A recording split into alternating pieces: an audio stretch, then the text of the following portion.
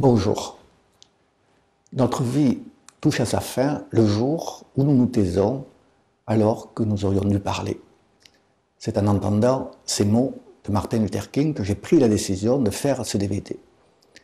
Je suis spécialisé depuis de nombreuses années en occlusodontie. L'occlusodontie est une branche de la dentisterie qui vise à rétablir une bonne fonction ou fonction physiologique au sein de tous les composants de l'appareil manducateur ou bouche.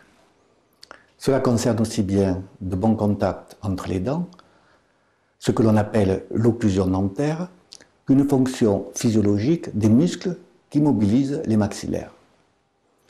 De plus, on sait aujourd'hui qu'il existe un lien étroit entre le système tonique postural du corps humain et cette occlusion dentaire. Cette relation commence à être connue par le monde médical et est même enseignée dans quelques universités. Cela m'a amené tout naturellement à passer, voici quelques années, un diplôme interuniversitaire de posturologie. La posturologie est une méthode d'étude pluridisciplinaire de la posture. Acte inconscient qui permet à l'homme de se tenir droit et d'élaborer la connaissance spatiale du soi par rapport à son environnement.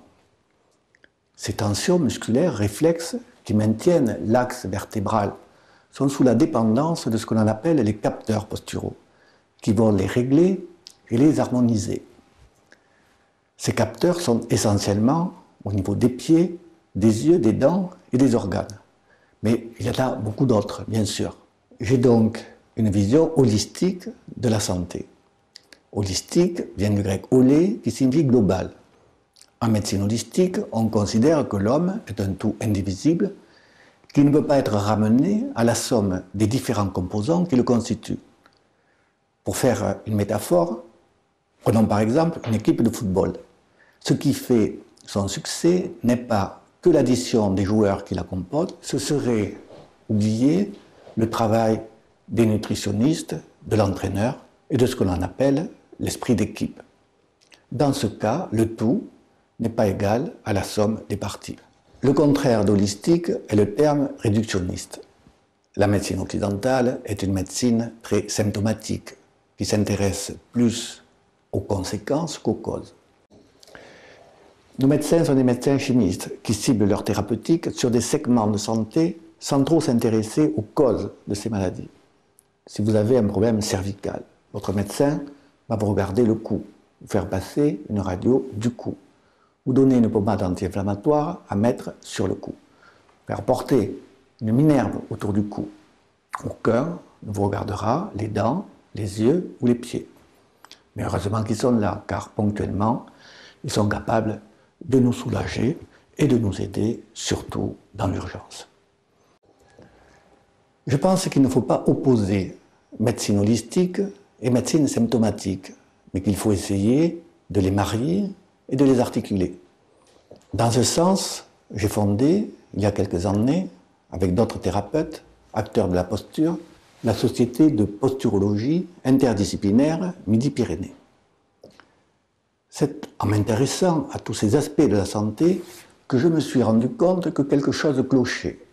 D'abord, il y a eu une rencontre avec un confrère, le docteur Jacques Gaujac de Perpignan, esprit curieux, ouvert et rigoureux, qui le premier m'a alerté. En tant que posturodontiste, j'ai beaucoup travaillé sur la relation dent-posture, mais aussi pied-posture ou œil-posture. J'ai posé des centaines de gouttières et j'ai très souvent eu l'impression de ne pas obtenir les résultats que j'espérais. J'ai fait des centaines de bilans posturaux. Et petit à petit, une évidence s'est présentée à moi. C'était que la relation dent-posture, ou pied-posture, ou œil-posture, dont je m'occupais, n'était souvent, pas toujours bien sûr, qu'une conséquence d'autre chose. Et que cette autre chose était l'effet électromagnétique des matières en bouche. En effet, quand j'enlevais certains matériaux dans la bouche de mes patients, ceux-ci se normalisaient posturalement parlant de façon spectaculaire et de façon durable.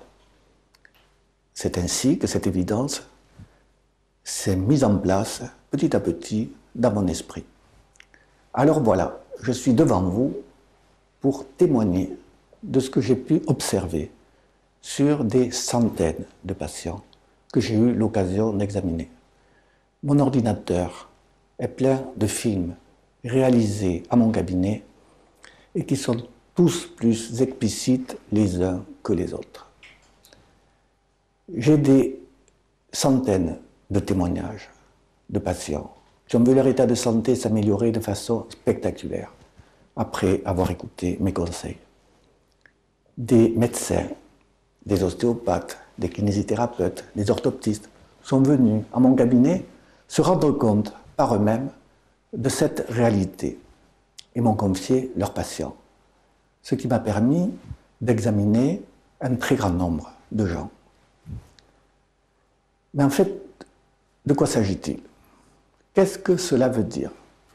Dans le film que vous allez voir, il va être question de l'incidence du champ électromagnétique induit par certaines matières en bouche sur votre santé. Je ne vais pas vous parler du mercure, des métaux lourds ou des courants galvaniques en bouche. Les courants galvaniques entre deux métaux situés en bouche, la salive servant d'électrolyte, sont une réalité incontournable et mesurable. L'effet nocif des migrations ioniques, mercurielles ou autres, qui à mon sens est évident, reste cependant l'objet de discussions et de débats. Il y a les pour et il y a les contre. C'est un débat qui dure depuis des décennies et qui a été tranché par les pouvoirs publics français puisque les dentistes sont non seulement autorisés à poser des amalgames au mercure dans la bouche de leurs patients, mais ils y sont souvent encouragés. Sachez seulement que l'on n'a pas le droit de relâcher ces déchets dans les égouts, puisque nous avons obligation dans nos cabinets dentaires d'avoir des appareils pour récupérer les débris mercuriels, mais que par contre, nous pouvons les poser directement dans la bouche de nos patients. Je vous laisse juge. Par contre, autant ce débat peut exister, autant ce dont je vais vous parler dans ce film ne peut pas se discuter. Les faits sont les faits. Ce qui est, est. On sait, en physique, que toute matière, quelle qu'elle soit, émet un rayonnement électromagnétique. Celle que nous, dentistes, nous posons dans la cavité buccale n'échappe pas à cette règle.